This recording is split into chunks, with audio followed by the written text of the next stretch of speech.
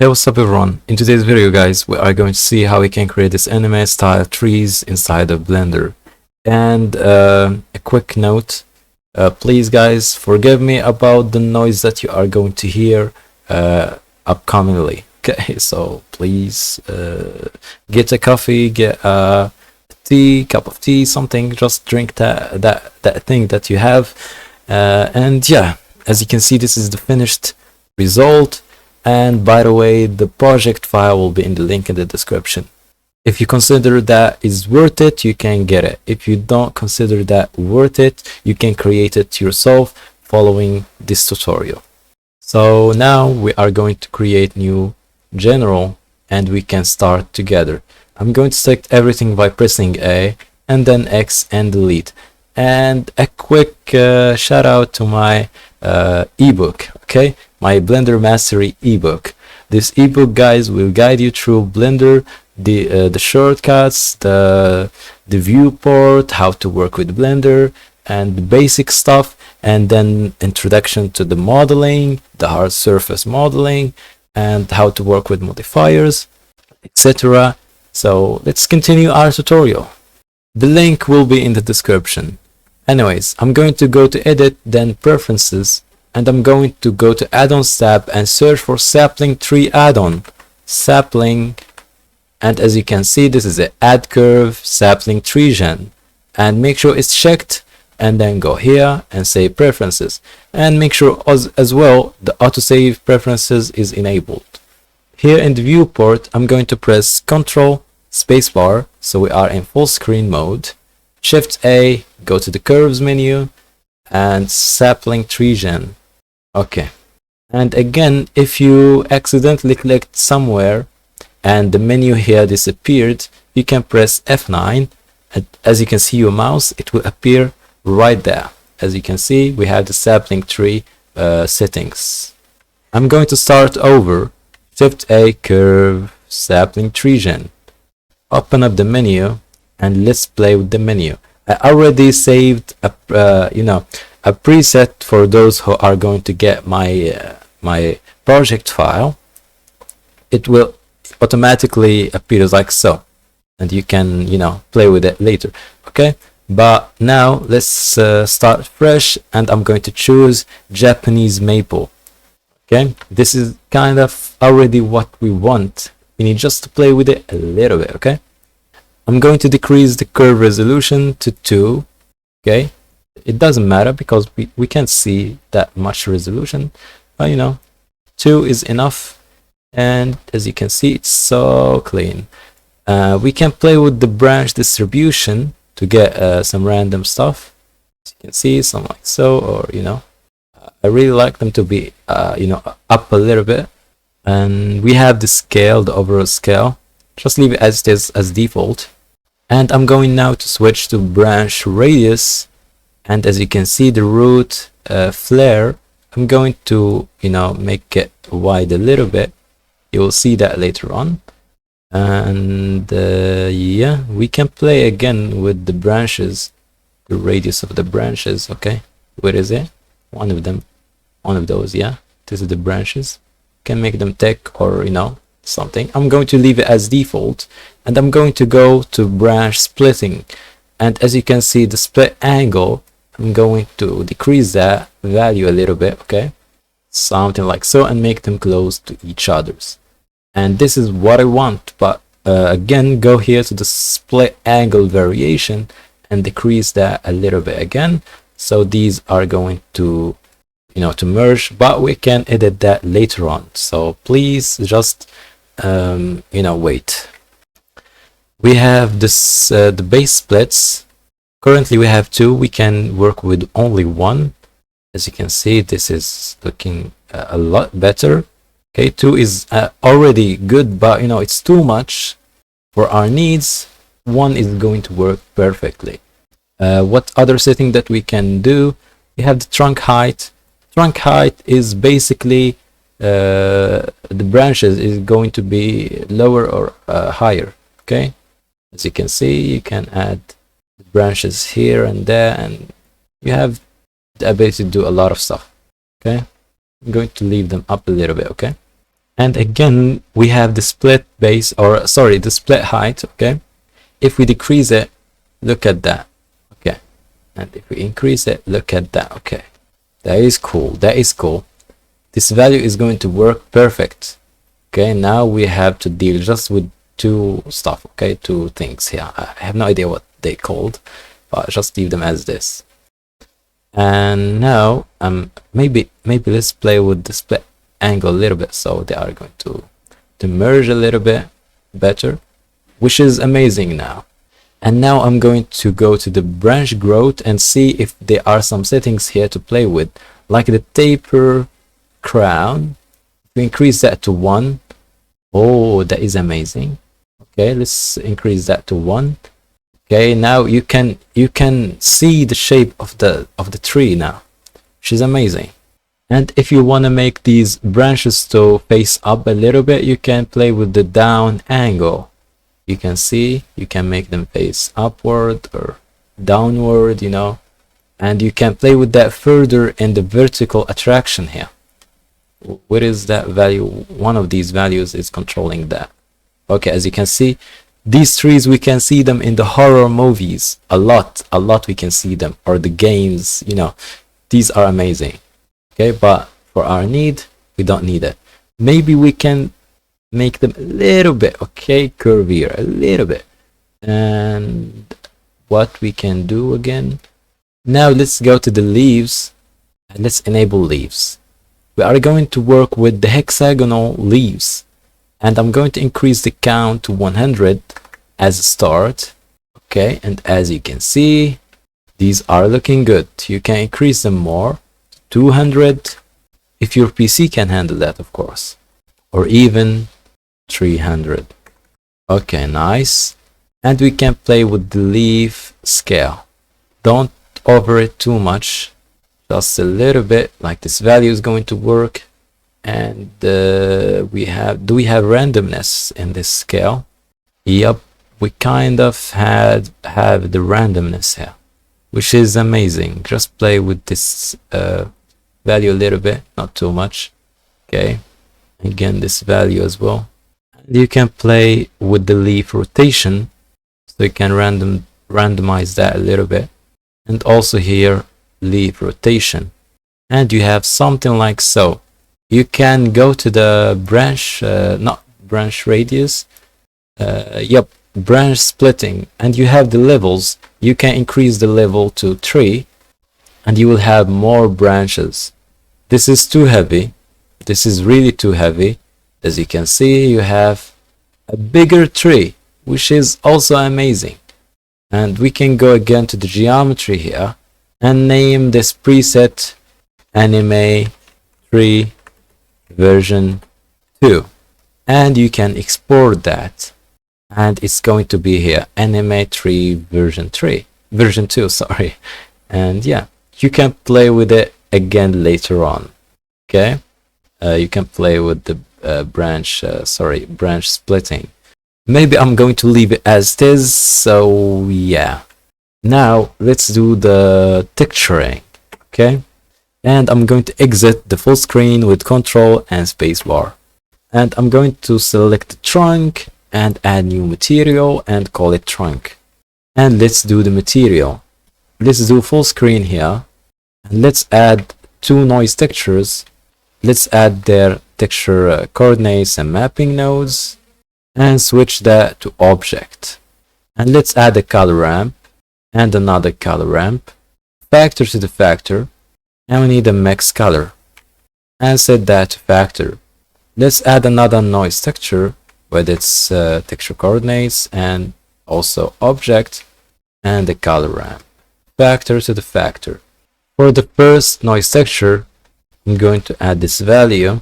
I remember it, okay, and here 9.5 and 15 for the detail for each one, and 0.68 for the roughness for each one. Okay, and for this one I'm going to add 6.8 here and scale of 2. And for these color ramps, I'm going to flip them and crunch them a little bit. Okay, we are going to play with them later on. Okay, this one also, flip that, crunch it. Or you can just make it like so, and yeah, this is it. For this mix color, I'm going to add color A dark, and I'm going to take the B color as this color. This is the hex value 797338. And I'm going to add 3 more mix colors with Q, M, mix color, Shift and D, Shift and D. This one I'm going to set it to add. This one I'm going to set it to color dodge. And the result of that mix color to the A color, oh sorry, to the A color of this one, and the color ramp to the factor, and this one to the B color. Okay, let's organize that a little bit. For these colors here, I'm going to take A color as this one, X value of 20, 30, 0F. And for the B color, this is the X value 615737. And the factor set to 1, result to the A color, and the color ramp from that noise texture to the B color. I'm going to delete the principal PSTF, and let's add a gradient texture with this mapping node and texture coordinates, and just leave it as generated here. And I'm going to add a color ramp, and I'm going to add a mix color, set that to multiply, and use this one, and make sure this factor is set to 1 here. And let's use, okay, let's add that to A, and let's add black color to the B color, and let's add 2 diffuse colors, diffuse BSDF, sorry, 2 shader to RGB nodes, and 1 mix color, maybe 2, let's add 2, sorry, 2 mix colors, the result to the A color, and BSDF to shader, this one to here, this one to here. We can add a color ramp here to add some colors, and let's add this color here. We are going to add a Fresnel node, add a color ramp, set that to constant, factor to the factor, and crunch this a little bit, and add that as a factor here, and select a white value, okay, or a white color, and connect the result to the surface. Here we are going to connect the result of the multiply node to each diffuse PSDF, and we are going to add a bump node, connect the normal to one of these diffuse BSDFs, and the distance set to 2, and I'm going to go back here and take the alpha and connect it to the height. And for the gradient texture, I forgot to rotate that on the y-axis by 90. You'll see what I mean by that. And now we are done a little bit. Okay, maybe we are going to play with that. We can flip it. Okay, let's do full screen now. Let's go to the material preview so we can see that. Press dot on your numpad. We can go to the render viewport. Let's go to the render settings, bloom, 0.3 on the threshold, Shift A, add light, sunlight. Rotate that sunlight a little bit, increase it, okay, something like so. Nice. So we can see these things. And by the way, this shader is working on the night scenes and also in the day scenes, okay, which is amazing. And you can see this highlight, this yellow highlight, is connected to the strength of the sunlight. Okay, it will increase if the sun increased, and as you can see in the low light, it's working perfect. Okay, so we don't have highlights in the nights, but in the day we have the highlight, which is amazing.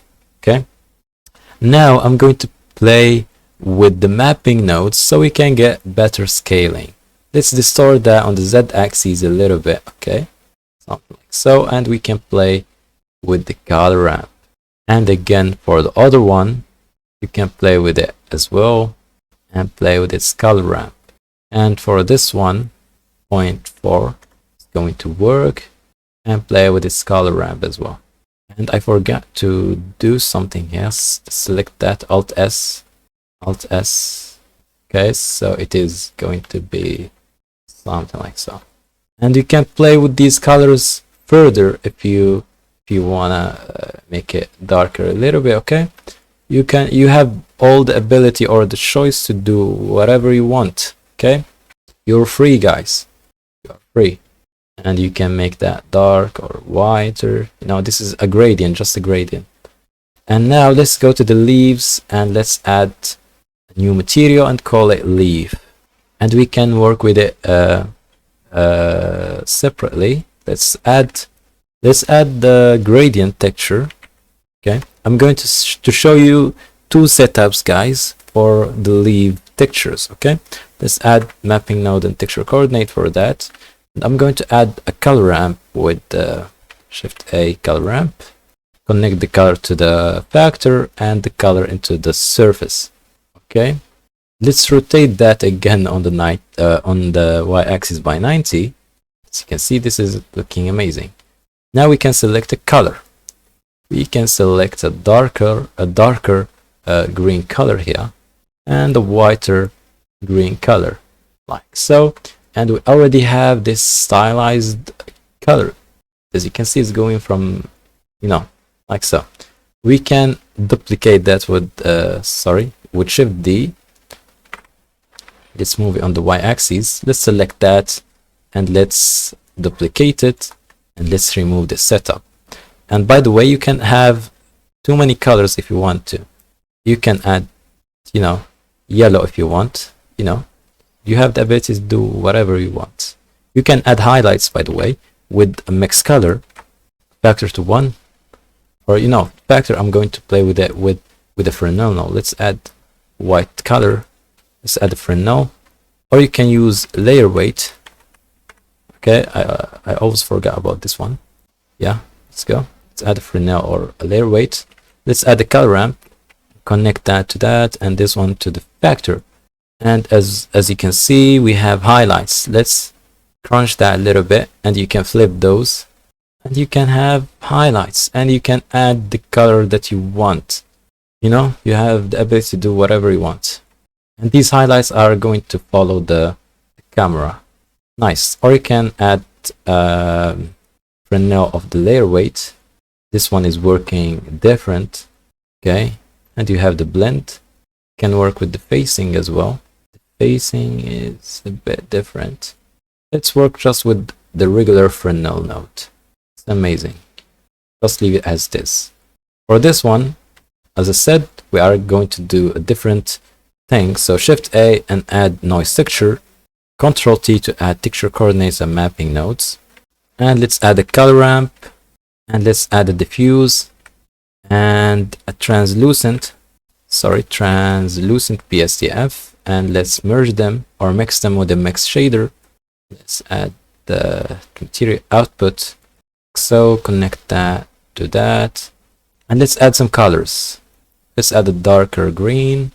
Let's add a lighter one. Okay, a little bit not saturated. Another one which is whiter than that, not that saturated as well. And maybe one of them is, you know, bright and saturated. And this is so bright because of this translucent. I'm going to add green tint here, make it a little bit darker and decrease the factor. And as well, we can play with this strength of that light source a little bit, because this is a different shader. So yeah, consider that. And you can go to the shadows and you can increase them, high depth shadows. For the lights, you can enable contact shadows to have more and more, you know, stuff. As you can see, nice, it's working perfect. And by the way, you can play with the scale, so you have variations. You can play with the detail, add something. You can crunch these values.